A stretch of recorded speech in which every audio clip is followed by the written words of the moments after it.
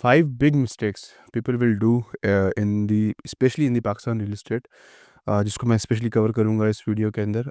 सबसे पहले अगर मैं बात करूँ तो उसमें आ जाता है आपका डेवलपर, कि आप जिस जगह पे इन्वेस्टमेंट कर रहे हैं वो डेवलपर कौन है, उस डेवलपर की क्रेडिबिलिटी क्या है। For example, if you are investing in some housing project और इन द बिल्डिंग और इन द कमर्शियल प्रोजेक्ट, तो आप वो देखें उसका डेवलपर कौन है, उसको बनाने वाली जो कंपनी है या डेवलपिंग कंपनी है उसकी गुडविल कितनी है, आइदर के उसने इससे पहले प्रोजेक्ट्स जो हैं डिलीवर किए हैं ऑन टाइम, उसकी मार्केट में किस पोजीशन पे वो लाई कर रहा है।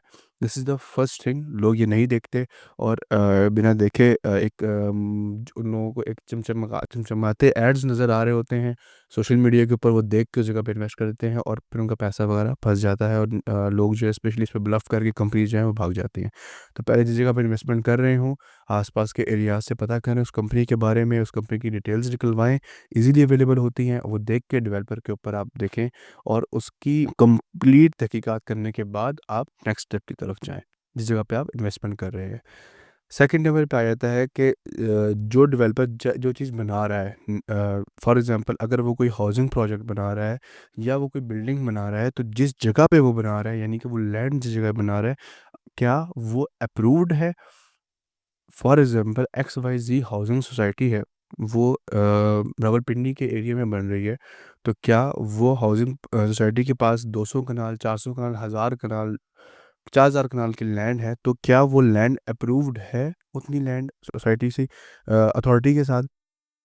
आपको अथॉरिटी की वेबसाइट से इजीली मिल जाता है, आरडी की वेबसाइट के ऊपर जो सोसाइटी का नाम लिखें, वो चीज़ें आपकी वहाँ पे मेंशन होंगी कि ये एक्स वाई सोसाइटी जो है ये अप्रूव्ड है भी या नहीं। उसके बाद आप ये देखें, सम टाइम ऐसा होता है कि अगर सोसाइटी के पास 5000 कनाल का 50,000 कनाल का एरिया है, तो इनमें से स्टार्टिंग में 4000 कनाल अप्रूव्ड होगा, आगे अप्रूव्ड नहीं होगा, तो थोड़ा सा वो चीज़ शेकी हो जाती है। आप उस जगह पे इन्वेस्टमेंट करें जहाँ आपको आपको कंप्लीट आपका पीस ऑफ माइंड हो कि यार ये जगह बिल्कुल क्लियर्ड है, डॉक्यूमेंटेशन पॉइंट ऑफ व्यू से जो ओनरशिप है इसकी बिल्कुल ट्रांसपेरेंट है, ये इनके ओनर हैं और ये प्रोजेक्ट बना रहे हैं, तब जाके आप नेक्स्ट स्टेप की तरफ मूव आउट करें। मैं यहाँ पे एक चीज़ ज़रूर बोलूँगा कि आप इन्वेस्टमेंट करने से पहले कुछ चीज़ें स्पेशली ये देखें। अगर मैं फॉर एग्जांपल मैं इस जगह इस हाउसिंग प्रोजेक्ट के अंदर 1 करोड़ इन्वेस्ट कर रहा हूँ या 1 करोड़ की लैंड ले रहा हूँ, प्लॉट ले रहा हूँ, अपार्टमेंट्स वगैरह ले रहा हूँ, कुछ भी ले रहा हूँ, तो मैं अपने प्रोज़ एंड कॉन्स को देख के करूँगा, अपने रिस्क को खुद कैलकुलेट करूँगा। अब लोग क्या करते हैं कि किसी डीलर के कहने में आके या चाचे मामे ताए के कहने के ऊपर आके इस जगह पे इन्वेस्ट कर लेंगे, उस जगह पे इन्वेस्ट कर लेंगे, अपने रिस्क को कैलकुलेट खुद नहीं करते। For example if someone investing in a particular society, तो अगर वो 1 करोड़ पे इन्वेस्ट कर रहा है, तो उसको अपना रिस्क कैलकुलेट करना है। फॉर एग्जांपल अगर वो 1 करोड़ इन्वेस्ट कर रहा है, तो उसको देखना है कि इस सोसाइटी के रेट्स पिछले दिनों जब मार्केट डाउन हुई थी, तब रेट्स कितने नीचे आए थे और पोज़ेशनेबल प्लॉट्स के रेट कितने नीचे आए हैं, नॉन पोज़ेशनेबल के कितने नीचे आए हैं, और अगर ऊपर गए हैं तो किस रेशो के साथ मार्केट ऊपर गई है, आइदर 10% इंक्रीज़ हुआ प्लॉट्स में। ये चीज़ों को देखते हुए, और अगर वो लॉस फॉर एग्जांपल करता है, तो कितना एक लॉस वो बेयर अप कर सकता है। इन चीज़ों को देखते हुए अपना रिस्क कैलकुलेट करें, देन ही और she will go for the investment purpose. हाँ, अब रहने के पॉइंट ऑफ व्यू से चीज़ बना रहा है, वो तो फिर और चीज़ आ जाती है कि वो बस वो देखे हाँ चीज़ें ओके हैं, मेरे रिहाइश के लिए ओके हैं, जितनी बेसिक नेसेसिटीज़ हैं वो मेरे घर के नज़दीक है, सिक्योरिटी है, देन वो चीज़ मूव आउट कर दे। मैं जो चीज़ें बता रहा हूँ specially for the investment purpose जो है रियल एस्टेट के अंदर, वो बता रहा हूँ। तो अपने रिस्क को कैलकुलेट करके चलें। नंबर 4, ग्रीड। देखिए ये सबसे इम्पोर्टेंट चीज़ है और मोस्टली लोग रियल एस्टेट में आते ही इसी चक्कर के अंदर हैं, डीलर्स भी और इन्वेस्टर्स या इंडिविजुअल भी। हर बंदा इस चक्कर में आता है कि यार ईज़ी मनी है। यहाँ पे मैंने फॉर एग्ज़ाम्पल किसी भी सोसाइटी के अंदर प्लॉट लिया, प्राइसेज़ इंक्रीज़ हुई, प्लॉट को मैंने बेचा डबल प्राइस के अंदर, पैसे आए, दैट्स इट। करोड़ रुपए वैसे कमाने में लोगों को बहुत टाइम लग जाता है, यहाँ पे 2 महीने के अंदर लोगों को अच्छा खासा प्रॉफिट हो जाता है। तो ये माइंडसेट है कि यार मुझे जल्दी इसके ऊपर रिटर्न आ जाएगा। तो यार ये देखें कि आप अगर जिस चीज़ की प्रोस हैं, कॉन्स भी उसके वैसे ही हैं। आपको ये चीज़ देखनी होगी, फॉर एग्जांपल अपने अंदर के आप कहीं भी इन्वेस्टमेंट करें, ग्रीड ऑब्वियसली हर बंदे के अंदर होती है, लेकिन उस चीज़ को सोच समझ के करें। मैं एक एग्जांपल दे देता हूँ कि आरडीए के एरिया में और पिंडी के एरिया में डिफरेंट हाउसिंग सोसाइटीज़ हैं। अब फॉर एग्जांपल कोई हाउसिंग सोसाइटी लॉन्च होती है, तो स्टार्टिंग में प्लॉट्स लॉन्च नहीं होते, फाइल्स लॉन्च होती है।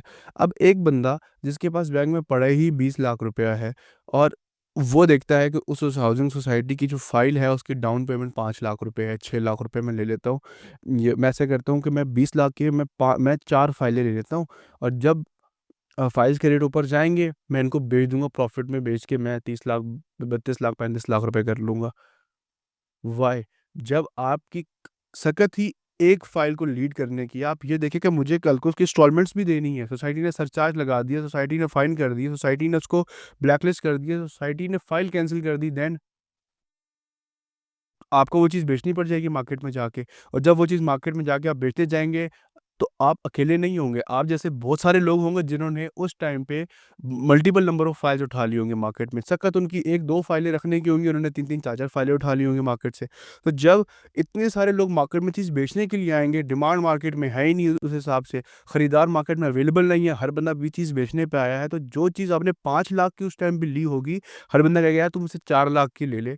मैं इसके ऊपर 1.5 लाख का लॉस बर्दाश्त कर लेता हूँ, मैं माइनस में बेच देता हूँ। तो इस तरह रेट्स जो है फाइल्स के वो माइनस में आना शुरू हो जाते हैं। जब डिमांड ही नहीं है मार्केट में, सप्लाई ओवर सेलिंग हो चुकी है, तो जो कंज्यूमर है जिसने वो 20 लाख रुपए लगा चुका था, आज उसको वापस कितना मिल रहा है, 10 लाख रुपया, या वो भी मुश्किल से 10 लाख रुपया आज के हालात में। वो ये चीज़ ज़रूर देखने वाली है कि जिस जगह पे आप इन्वेस्टमेंट कर रहे हैं, अपनी ग्रीड को काबू में रख के करें। अपने मामलात को देखते हुए, अपने बैंक बैलेंस को देखते हुए आप ये देखें, कोई भी इंडस्ट्री हो, पैसा कमाना सोखा नहीं है। जो कमा रहे हैं, जो बना रहे हैं पैसे, उनको पता है कि वो पैसे किस तरीके से बना रहे हैं। तो ये चीज़ें स्पेशली आप देख के करें। नंबर 5 में स्पेशली मैं अगेन उस चीज़ को थोड़ा-सा मेंशन करूँगा, ओवर सेलिंग ऑफ फाइल्स की। Over selling of files sometimes society की तरफ से होती है, समटाइम्स।